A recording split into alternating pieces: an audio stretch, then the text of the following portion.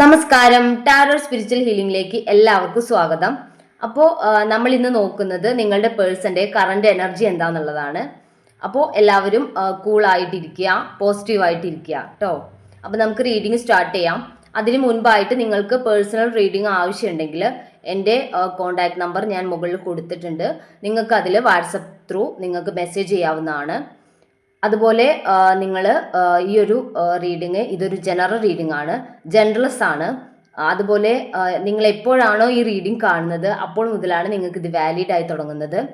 അപ്പോൾ പോസിറ്റീവായിട്ട് മനസ്സിൽ നിങ്ങളുടെ പേഴ്സന്റെ ഫേസ് കൊണ്ടുവന്ന് കൂളായിട്ടിരിക്കുക. നമുക്ക് റീഡിംഗ് സ്റ്റാർട്ട് ചെയ്യാം കേട്ടോ.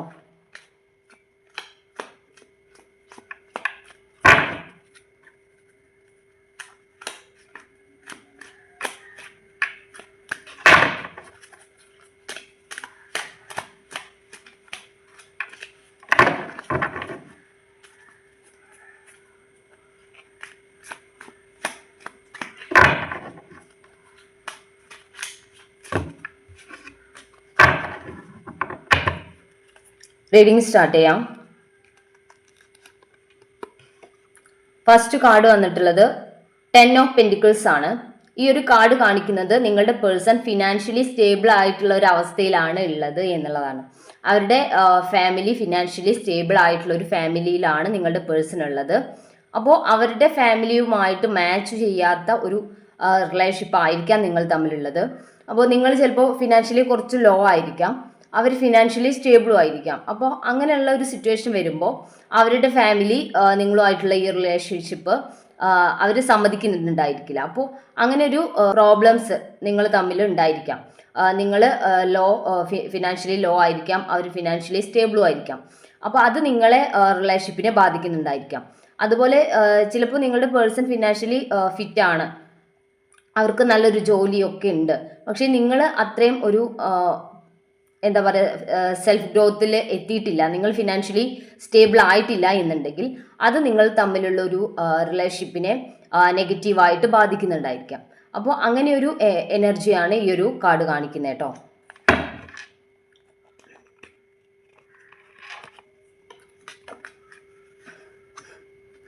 നെക്സ്റ്റ് കാർഡ് 5 ഓഫ് കപ്സ് ആണ്. ഈ ഒരു കാർഡ് കാണിക്കുന്നത് നിങ്ങളുടെ പേഴ്സൺ ഇപ്പോൾ നിങ്ങളുമായിട്ട് നോ കോണ്ടാക്ട് സിറ്റുവേഷൻ ആണെങ്കിൽ നിങ്ങളെ ഓർത്ത് വിഷമിക്കുന്നുണ്ട് എന്നുള്ളതാണ്. നിങ്ങളെ നഷ്ടപ്പെട്ടു എന്നുള്ളൊരു ഫീലിങ്ങിലാണ് അവരുള്ളത്. അവർ ഒറ്റപ്പെട്ട് വളരെയധികം വിഷമിച്ച് ഒക്കെ നിൽക്കുന്ന ഒരു സിറ്റുവേഷനാണ് ഈ ഒരു കാർഡ് കാണിക്കുന്നത്. അവർ തകർന്നിരിക്കുകയാണ്. അവർ വിചാരിക്കുന്നത് ഈ ഒരു സിറ്റുവേഷനിൽ നിങ്ങൾ അവരെ ഇനി സ്വീകരിക്കാൻ സാധ്യതയില്ല. ഈ ഒരു റിലേഷൻഷിപ്പ് അവർക്ക് നഷ്ടപ്പെട്ടു. തിരികെ നിങ്ങളിലേക്ക് വരാൻ അവർക്ക് ആഗ്രഹം ഉണ്ടെങ്കിലും അവരതിനൊരു ആക്ഷൻ എടുക്കാൻ അവർക്ക് സാധിക്കുന്നില്ല. കാരണം തിരികെ വന്നാൽ എന്തായിരിക്കും നിങ്ങളുടെ റിയാക്ഷൻ എന്നുള്ളൊക്കെ ഒരു പേടി അവർക്കുണ്ട്. അതുമാത്രമല്ല നിങ്ങളിലേക്ക് വരാൻ ഇനിയൊരു ചാൻസ് വന്നാൽ ഇനിയൊരു ചാൻസ് നിങ്ങൾ അവർക്ക് കൊടുക്കുമോ എന്നുള്ള പേടി, വിഷമം ഒക്കെ അവർക്കുള്ളതായിട്ട് കാണുന്നുണ്ട്. അപ്പോൾ തേർഡ് പാർട്ടി സിറ്റുവേഷൻ ആണെങ്കിൽ ആ ഒരു പേഴ്സൺ തേർഡ് പാർട്ടിയിൽ നിന്നും വരാൻ വേണ്ടി ആഗ്രഹിക്കുന്നുണ്ട്.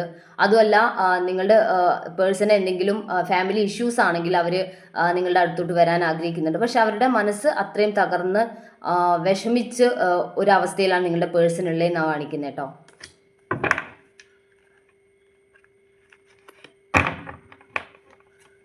ഏസ് ഓഫ് കപ്സ് ആണ്. ഈ ഒരു കാർഡ് കാണിക്കുന്നത് നിങ്ങളുടെ പേഴ്സണ് നിങ്ങളോട് വളരെയധികം സ്നേഹമുള്ളതായിട്ടാണ്, അവർ നിങ്ങളെ സ്നേഹിക്കുന്നതായിട്ടാണ്.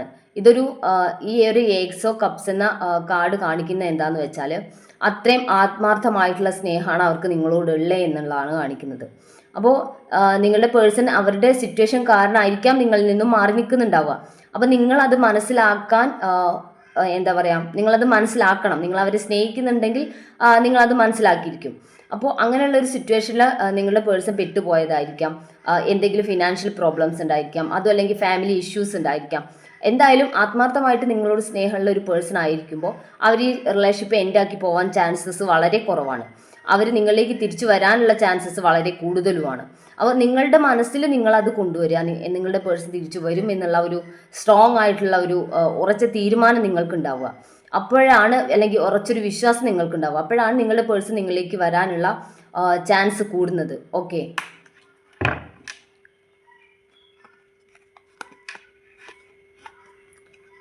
ഫൈവ് ഓഫ് സോഴ്സ് ആണ്. നിങ്ങളുടെ പേഴ്സണ് എവിടെയോ നിന്ന് ഒരു ചീറ്റിംഗ് നടന്നിട്ടുള്ളതായിട്ട് അവരുടെ ലൈഫിൽ അവരൊരു ചീറ്റിംഗ് നേരിട്ടിട്ടുണ്ട്. അവരുടെ ഫാമിലിയിൽ നിന്നോ അല്ലെങ്കിൽ ഫ്രണ്ട്സിൽ നിന്നോ അതും അല്ലെങ്കിൽ ജോലി സ്ഥലത്ത് നിന്നോ ഏതെങ്കിലും ഒരു രീതിയിൽ അവർക്കൊരു ചീറ്റിംഗ് നടന്നിട്ടുള്ള അവരുടെ ലൈഫിൽ ഒരു ചീറ്റിംഗ് നടന്നിട്ടുണ്ട്. അപ്പോൾ ആ ഒരു സിറ്റുവേഷനിൽ അവർ പെട്ട് കിടക്കുന്നതായിട്ടാണ്. അങ്ങനെ ഒരു ചീറ്റിംഗ് നടന്നാൽ അവർ മാനസികമായിട്ട് തകർന്നു പോയിട്ടുണ്ടായിരിക്കാം. അപ്പോൾ അവർ അത്രയും വിഷമത്തിലും ബുദ്ധിമുട്ടിലും ഒക്കെ ആയിരിക്കാം. ചിലപ്പോൾ ഫിനാൻഷ്യലി ഉള്ള ഒരു ചീറ്റിംഗ് ആണെങ്കിൽ അവരുടെ ഫിനാൻസ് അവരുടെ പൈസ നഷ്ടപ്പെട്ടിട്ടുണ്ടായിരിക്കാം. അതുമല്ല അവരുടെ മനസ്സ് അത്രയും തകർന്നിട്ടുണ്ടായിരിക്കാം. അപ്പോൾ അങ്ങനെയുള്ള ഒരു സിറ്റുവേഷൻ ആവുമ്പോൾ നിങ്ങളുടെ പേഴ്സൺ നിങ്ങളിലേക്ക് വരാൻ അവർ ആഗ്രഹിച്ചാൽ പോലും അവർക്ക് നടക്കണമെന്നില്ല. കാരണം അങ്ങനെ ഒരു മെൻറ്റാലിറ്റിയിലായിരിക്കില്ല അവരുണ്ടാവുക എന്നുള്ളതാണ് അതിൻ്റെ ഒരു റീസൺ എന്ന് പറയുന്നത്.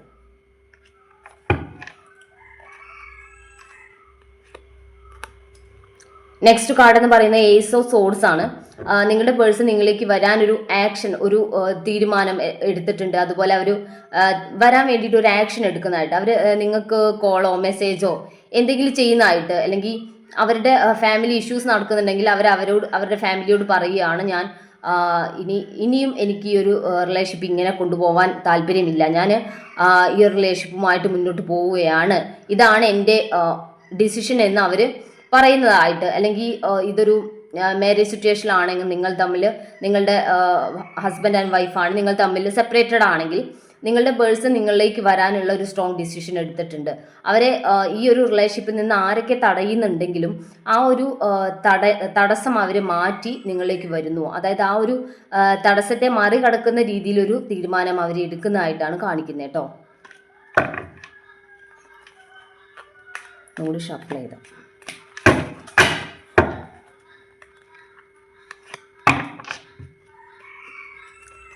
ടു ഓഫ് കപ്സ് ആണ്. നിങ്ങൾ സ്നേഹിക്കുന്ന അതുപോലെ നിങ്ങൾക്ക് സ്നേഹം അവർ തന്നിട്ടുണ്ട്. നിങ്ങൾ സ്നേഹിക്കുന്നത് പോലെ സ്നേഹം നിങ്ങൾക്കും തരുന്ന ഒരു പേഴ്സണാണ് നിങ്ങളുടെ പേഴ്സൺ. അവർ ചിലപ്പോൾ അവരുടെ സിറ്റുവേഷൻസ് കാരണം നിങ്ങളോട് അവരുടെ ഇമോഷൻസ് എക്സ്പ്രസ് ചെയ്യുന്നുണ്ടായിരിക്കില്ല. പക്ഷെ അവർക്ക് നിങ്ങളോട് സ്നേഹമുണ്ട് എന്നുള്ളത് തന്നെയാണ് ഈ ഒരു കാർഡ് കാണിക്കുന്നത്. നിങ്ങൾക്ക് എത്രമാത്രം സ്നേഹം അവരോട് ഫീൽ ചെയ്യുന്നുണ്ടോ അത്രയും സ്നേഹം അവർക്ക് നിങ്ങളോട് ഫീൽ ചെയ്യുന്നുണ്ട്. അപ്പോൾ സോൾമേറ്റ് കാർഡ് എന്ന് കാണുമ്പോൾ അങ്ങനെയാണ്. സോൾമേറ്റ് ആവുമ്പോൾ അവർക്ക് നിങ്ങൾ തമ്മിലുള്ള ഒരു കണക്ഷൻ അത്രയും ഒരു സ്ട്രോങ് ആയിരിക്കും. നിങ്ങൾ സ്നേഹിക്കുന്ന അതുപോലെ അവർക്ക് നിങ്ങളോട് സ്നേഹം ഉണ്ടായിരിക്കും. നിങ്ങളുടെ കണക്ഷൻ സ്ട്രോങ് ആയിരിക്കും, നിങ്ങളുടെ തിങ്കിങ് സ്ട്രോങ് ആയിരിക്കും. ചിലപ്പോൾ നിങ്ങൾ പറയാൻ വേണ്ടിയിട്ട് ആഗ്രഹിച്ച കാര്യങ്ങൾ അവർ നിങ്ങളോട് പറയുന്നുണ്ടായിരിക്കാം. അതുപോലെ നിങ്ങൾ തമ്മിൽ എന്തെങ്കിലും ഒരു കാര്യം പറയാൻ വേണ്ടിയിട്ട് പോകുമ്പോൾ നിങ്ങൾ പറയണമെന്ന് ആഗ്രഹിച്ച കാര്യമായിരിക്കും നിങ്ങളുടെ പേഴ്സൺ നിങ്ങളോട് തിരിച്ചു പറയുന്നത്. അങ്ങനെ അത്രയും ഒരു സ്ട്രോങ് ആയിട്ടുള്ള ഒരു കണക്ഷനാണ് ഈ ഒരു സോൾമേറ്റ് കാർഡ് കാണിക്കുന്നത്. അപ്പോൾ ഈ ഒരു സോൾമേറ്റ് കാർഡ് ആവുമ്പോൾ ഇത് ഈ ഒരു റിലേഷൻഷിപ്പ് പെട്ടെന്ന് എന്താ പറയുക എൻഡായി പോയി എന്ന് വിചാരിച്ചാൽ പോലും റിലേഷൻഷിപ്പ് വീണ്ടും വരും. കാരണം സോൾമേറ്റ് കാർഡ് അങ്ങനെയാണ്, സോൾമേറ്റ്സ് അങ്ങനെയാണ്, പെട്ടെന്ന് അങ്ങോട്ട് ഈ ഒരു റിലേഷൻഷിപ്പ് എൻഡായി പോവില്ല. അത് ഒരുവിധം സോൾമേറ്റ് റിലേഷൻഷിപ്പും നിങ്ങൾക്ക് നിങ്ങളുടെ ലൈഫ് ലോങ് നിൽക്കുന്ന റിലേഷൻഷിപ്പ് ആയിരിക്കും. ഓക്കെ,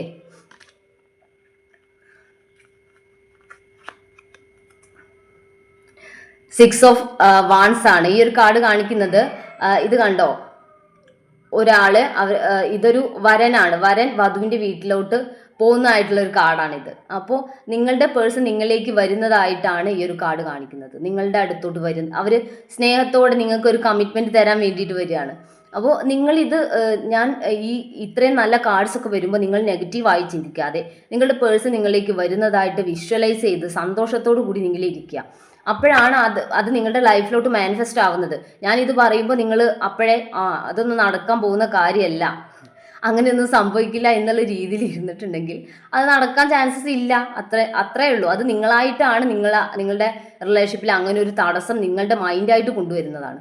അപ്പോൾ നിങ്ങൾ അങ്ങനെ ചിന്തിക്കാതെ ഈ ഒരു പേഴ്സൺ നിങ്ങളിലേക്ക് വരുന്നതായിട്ട്, നിങ്ങളുടെ സിംഗിൾസ് ആണ് അല്ലെങ്കിൽ ലവേഴ്സ് ആണെങ്കിൽ നിങ്ങളുടെ മാരേജ് നടക്കുന്നതായിട്ട്, നിങ്ങളുടെ പേഴ്സൺ നിങ്ങളെ മാരേജ് ചെയ്യാൻ വേണ്ടി വരുന്നതായിട്ട് ഒക്കെ നിങ്ങൾ വിഷ്വലൈസ് ചെയ്യുക. അപ്പോൾ നിങ്ങളുടെ പേഴ്സൺ നിങ്ങളിലേക്ക് വരുന്ന ഒരു എനർജിയാണ് ഈ ഒരു കാർഡ് കാണിക്കുന്നത് കേട്ടോ. ഇനി നമുക്ക് ബോട്ടം എനർജി നോക്കാം. ബോട്ടം എനർജി എന്ന് പറയുന്നത് മാരേജ് കാർഡാണ്. 4 ഓഫ് വാൻസ് ആണ് ഈ ഒരു കാർഡ് കാണിക്കുന്നത്. മാരേജ് സിറ്റുവേഷൻ ആണ്. നിങ്ങൾ തമ്മിൽ അല്ലെങ്കിൽ ഒരു മാരേജ് നടന്നിട്ടില്ലെങ്കിലും ഒരു എൻഗേജ്മെൻറ്റെങ്കിലും ഈ ഒരു കാർഡ് കാണിക്കുന്നത് എൻഗേജ്മെൻറ്റെങ്കിലും നിങ്ങൾക്ക് നടക്കാൻ സാധ്യതയുണ്ട്. അതായത് നിങ്ങളും നിങ്ങളുടെ പേഴ്സണും തമ്മിലൊരു എൻഗേജ്മെൻറ്റ് നടക്കാം.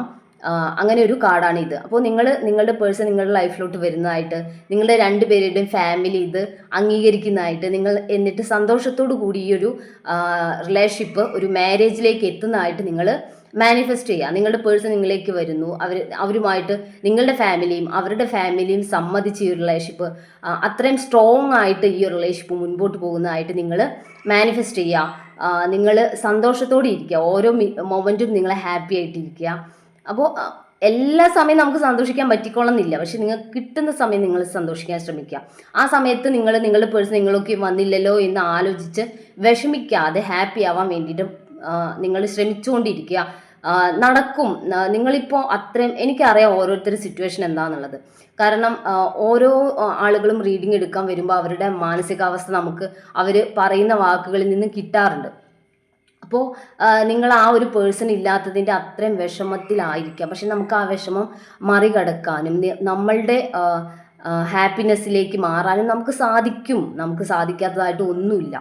ഓക്കെ, നമ്മളുടെ എന്താ പറയുക, ചൊവ്വയിലേക്കും മറ്റ് ഗ്രഹങ്ങളിലേക്കും ഒക്കെ മനുഷ്യന് പോകാൻ പറ്റുന്ന ഒരു സിറ്റുവേഷനിലേക്കാണ് നമ്മളുടെ ഈ ഒരു സാഹചര്യം മാറിക്കൊണ്ടിരിക്കുന്നത്. അതിനൊക്കെ പറ്റുന്നുണ്ടെങ്കിൽ ഒരു ചെറിയൊരു റിലേഷൻഷിപ്പ്, അതിൽ നിങ്ങൾക്ക് നിങ്ങളുടെ പേഴ്സൺ നിങ്ങളിലേക്ക് വരാത്തൊരു സിറ്റുവേഷനിൽ മറികടക്കാൻ നിങ്ങൾക്ക് പറ്റും. എല്ലാത്തിനും നിങ്ങൾക്ക് പറ്റും. പറ്റാത്തതായിട്ട് ഒന്നുമില്ല ഈ ലൈഫിൽ. അപ്പോൾ നിങ്ങൾ അതിന് വേണ്ടിയിട്ട് എന്ത് ചെയ്യണം? നിങ്ങളുടെ സന്തോഷങ്ങളിലേക്ക്, നിങ്ങൾക്ക് ഈ ഒരു റിലേഷൻഷിപ്പ് നിങ്ങളുടെ ലൈഫിലോട്ട് വരുന്നതിന് മുൻപ് നിങ്ങൾക്ക് പല കാര്യങ്ങളിലും ഒരു ഹാപ്പിനെസ് നിങ്ങൾ സ്വയം കണ്ടെത്തിയിട്ടുണ്ടായിരിക്കാം. അപ്പോൾ ആ ഹാപ്പിനെസ് തന്നെ നിങ്ങൾ വീണ്ടും നിങ്ങളുടെ ലൈഫിലോട്ട് കൊണ്ടുവരാൻ വേണ്ടി ശ്രമിക്കണം. ഓരോ കാര്യങ്ങളിൽ എൻഗേജ്ഡ് ആയിട്ട് നിങ്ങൾക്ക് സന്തോഷം തരുന്ന കാര്യങ്ങളിൽ നിങ്ങൾ എൻഗേജ്ഡ് ആവുക. നല്ലൊരു ഫുഡ് കഴിക്കാൻ വേണ്ടിയിട്ട് പുറത്തു പോവുക, ഒന്ന് നടക്കാൻ വേണ്ടി പോവുക. അങ്ങനെ നിങ്ങൾ ഓരോ കാര്യങ്ങളും എൻഗേജ്ഡ് ആവുക. നിങ്ങൾക്കിങ്ങനെ ആലോചിച്ചിരുന്ന് മുഷിയാനുള്ള ഒരു സമയം നിങ്ങൾക്ക് കിട്ടുമ്പോഴാണ് നിങ്ങൾ ഏറ്റവും കൂടുതൽ വിഷമിക്കുന്നത്. ആ മുഷിയാനുള്ള സമയം നിങ്ങൾക്ക് കൊടുക്കാതിരിക്കുക. നിങ്ങൾ എപ്പോഴും വർക്ക് ചെയ്തുകൊണ്ടിരിക്കണം. ഓക്കെ, അപ്പോഴാണ് നിങ്ങൾക്ക് മുഷിയാനോ അല്ലെങ്കിൽ ഈ ഒരു പേഴ്സണെ കുറിച്ച് ചിന്തിച്ച് സമയം വേസ്റ്റ് ചെയ്യാനൊരു സമയം നിങ്ങൾക്ക് ഉണ്ടാവരുത്. എങ്കിൽ മാത്രമേ നിങ്ങൾക്ക് ഈ ഒരു ഈ ഇമോഷൻസിനെ കൺട്രോൾ ചെയ്യാനും നിങ്ങൾക്ക് ഈ ഒരു നോ കോൺടാക്ട് സിറ്റുവേഷൻ ആണെങ്കിൽ അതിൽ നിന്ന് പുറത്തു വരാൻ സാധിക്കുള്ളൂ. അപ്പോഴാണ് നിങ്ങൾക്ക് നിങ്ങളുടെ പേഴ്സണിൽ നിന്നുള്ള ആ ഒരു അവർക്ക് കൊടുക്കുന്ന ആ തോട്ട്സ് നിങ്ങൾക്ക് കൺട്രോൾ ചെയ്യാൻ പറ്റുക. അതുവരെ നിങ്ങളോട് ഞാനിപ്പോൾ തോട്ട് കൺട്രോൾ ചെയ്യൂ എന്ന് പറഞ്ഞാലും കാര്യമില്ല, നിങ്ങൾക്ക് കൺട്രോൾ ചെയ്യാൻ പറ്റില്ല. പക്ഷേ നിങ്ങൾക്ക് കഴിയും. അതിന് സാവധാനം നിങ്ങളിങ്ങനെ നിങ്ങൾക്ക് ഇഷ്ടമുള്ള കാര്യങ്ങൾ ചെയ്ത് അതുപോലെ എപ്പോഴും എൻഗേജ്ഡ് ആക്കി വെച്ചാൽ എല്ലാം സാധിക്കും കേട്ടോ. അപ്പോൾ ഈ ഒരു റീഡിങ്ങിൽ നമുക്ക് കുറച്ച് ക്ലൂസ് കൂടി നോക്കാം കേട്ടോ.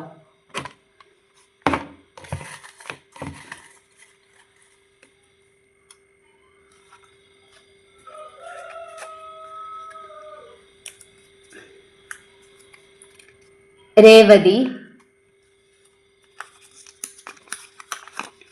ഡിസംബർ, മൂലം, നവംബർ 1991, ചോതി, അവിട്ടം, letter W, letter O, letter B, പൂരുട്ടാതി 1986, 2000, 1993, ഉത്രട്ടാതി 1994, ചിത്തിര, അനീഴം. അപ്പോൾ നിങ്ങൾക്ക് ഈ ഒരു റീഡിംഗ് ഇഷ്ടമായെന്ന് വിചാരിക്കുന്നു. Thank U.